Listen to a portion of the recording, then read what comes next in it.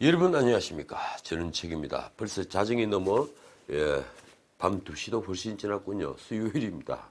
이 한밤중에 동영상을 찍자니 문득 잃어버린 옛 시가 생각이 났습니다.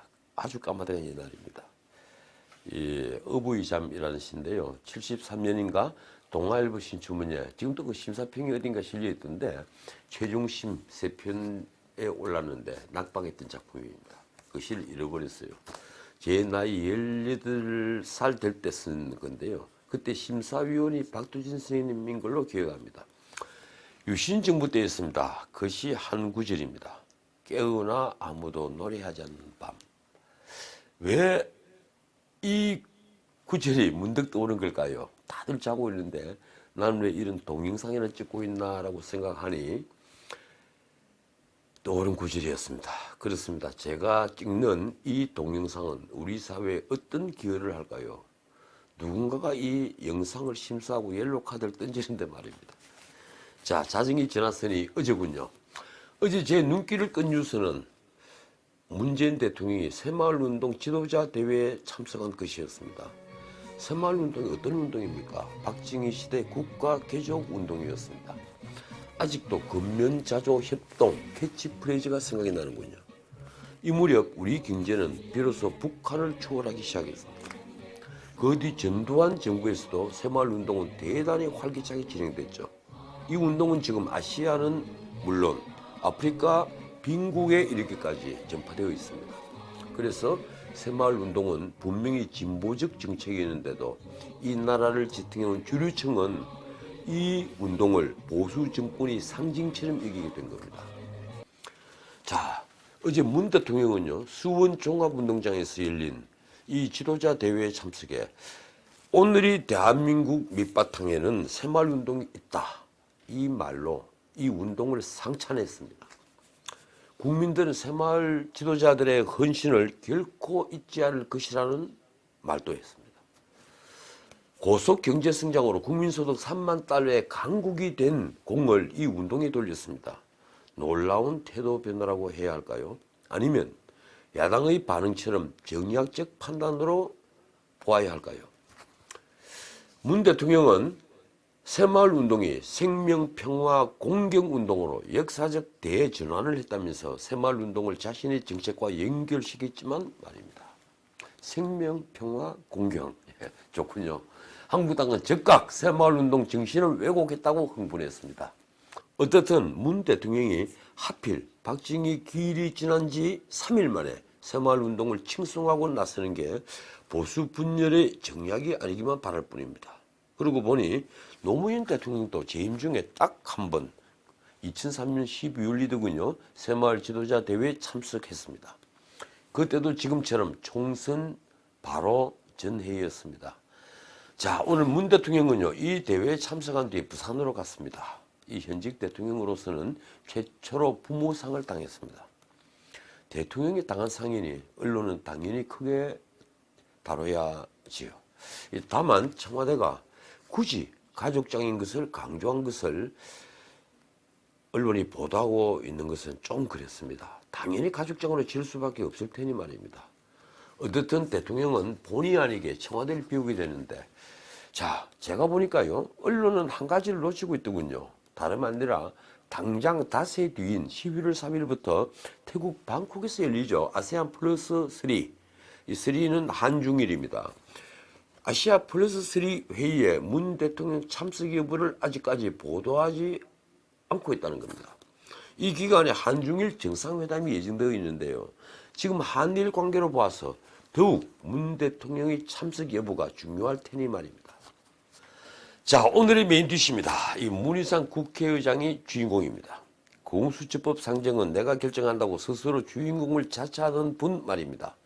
소원대로 주인공이 됐는데요. 민주당 예상은 벗어났습니다. 사실은 민주당도 이럴 수밖에 없다는 걸 잘 알겠지만 말입니다. 즉, 문 의장은 이른바 패스트트랙으로 지정된 공수처법과 검찰개혁 법안을 12월 3일 본회의에 부의하기로 결정했습니다. 그동안 민주당은 이 법안들이 본회의 부의 시점을 10월 29일, 그러니까 어제라고 주장해왔죠. 그렇게 야당을 급박해 온 겁니다. 이 법안은 법사위 고유 법안이니 자구 심사 기간인 90일을 생략할 수 있다고 주장한 겁니다. 아시다시피 이 법안은 4개 특위에서 논의한 법안이었습니다. 그 다음 법사위에 이관됐죠. 그래서 야당은 10월 29일 본회의 부의는 말이 안 된다고 주장했고 대다수 법률가들도 이에 동의했습니다. 다시 말해 사개위가 종료되어 법사위에 이관됐으니 여당의 주장대로 이를 법사위 고유 법안이 된 것으로 설령 본다 해도 법사위 이관으로부터 90일이 되는 12월 3일이 맞는 겁니다. 결국 문희상 의장도 그동안의 태도를 바꿨어요. 12월 3일로 본회의 부의를 결정했습니다. 국회도 전문가들이 많이 있지 않습니까? 그분들 의견도 전부 다 12월 3일이었습니다. 그런데 말입니다. 이 문 의장이 12월 3일 본회의 부의를 결정한 것은 단순히 야당의 주장, 이 국회 전문가들이 주장을 받아들인 게 아닙니다. 지금 민주당의 패스트트랙을 받았던 야 3당은 연동형 비례대표제가 반영된 선거법 개정을 하지 않으면 공수처법을 통과시켜 주지 않겠다고 선을 긋고 있습니다. 말하자면 어제 본회의에 부의가 됐다 해도 소용이 없다는 것이죠. 정의당 말고도 민평당과 대한신당 그리고 바른미래당 당권파들은 연동형 비례대표제에 목을 메고 있는 겁니다. 심상정 의원과 정동영 의원 그리고 손학규 대표는 이 점에서는 문자 그대로 찰떡궁합입니다. 자신들의 사활이 걸려있으니까 말입니다. 더욱이 민주당 안에서도요. 선거법의 경우에 지금 만대로 의원 300명 정원에서 비례대표를 늘리는 대신에 지역구를 28석 줄인다면 당장 10여 명 이상의 소속 의원들이 반발할 테니 이러지도 저러지도 못하고 있는 겁니다. 그래서 나온 게 국회의원 정원을 10% 30명 늘린다는 겁니다. 그동안 절대 의원 숫자는 늘리지 않겠다고 해왔으니 국민들 눈치가 보이겠죠. 그러니 일단 시동은 걸어놓되 여론 떠보기를 하지 않을 수 없습니다. 지금 10% 정원 얘기가 나오는 게 바로 시동 거는 겁니다. 민주당도 당론이야 국회의원 정원은 늘리지 않는다는 것이겠지만 못 이기는 채 넘어가려고 하는 겁니다. 다시 말하자면 결국 선거법과 공수처법 등 검찰개혁 법안은 연동되어 있는데 여당은 결국 국회의원 정원 등으로 돌파구를 마련할 수밖에 없다는 것이죠. 자, 게임의 상대인 한국당은 결사 반대 태세지만 지금 민주당과 동조 정당들은 게임의 룰을 바꾸겠다고 하고 있습니다. 한국당이 보기엔 비로소 민주당의 마각을 드러내는 것입니다. 그런데 국민들 반대는 여전합니다. 보통 반대가 아니죠. 아마 민주당도 물밑에서 여론조사를 많이 해봤을 겁니다. 그런데 우리 국민들이 정치 불신, 국회 불신은 워낙 크기 때문에 국회의원 정원 반대는 너무 확고한 겁니다. 솔직히 말했어요. 인구 3억이 넘는 미국과 비교할 수는 없겠지만 인구 1억 2,500에 정원 465명의 일본 중의원과 비교해도 우리 의원들이 인구에 비해서 너무 많다는 생각을 저도 하고 있습니다. 그래서 민주당 안에서부터 온갖 묘책들이 나오고 있죠. 국민적 동의를 받으려면 일단 세비를 대폭 줄이고 보좌관 수도 줄이며 국회 예산을 동결해야 한다는 말이 나오고 있는 겁니다. 그러나 그 정도로 될까요? 이틀 전에 이인영 민주당 원내대표가 국회 대표연설에서 검찰개혁, 입시개혁, 선거제도 개혁 그리고 국회 개혁을 주장하더군요. 늘 하던 말들입니다. 국민들 지지도만큼 의원 숫자가 보장되는 연동형 비례제를 국회 개혁이라고 포장하는 것 자체 그 논리 말입니다. 그런데 다수 대표제로 선출하는 대통령제 그들은 왜 비례대표제를 고집할까요? 오히려 저는 오래전부터 대통령제를 하는 이상 비례대표제는 없애야 한다고 주장해 왔습니다. 외국의 정치학 교과서를 보면요.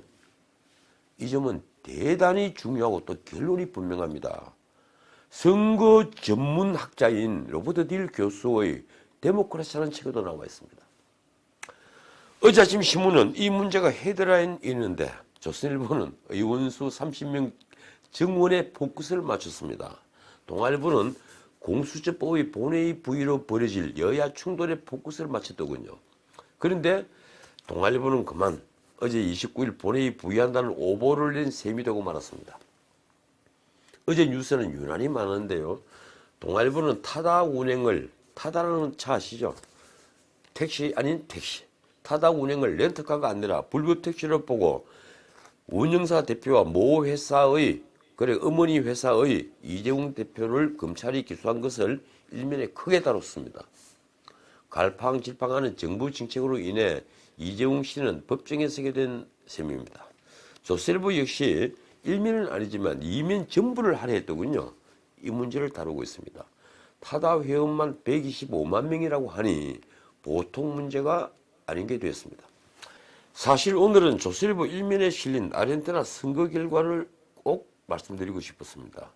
한 번 열린 이 복지라는 댐의 수문은요 다시 닫을 수가 없다는 말입니다. 결국 공동체를 망하게 되죠. 필연적입니다. 아르헨티나는 좌파 정권을 쭉 이어오다 불과 4년 우파 정권을 보내고 다시 포퓰리즘의 좌파 정권이 들어섰습니다.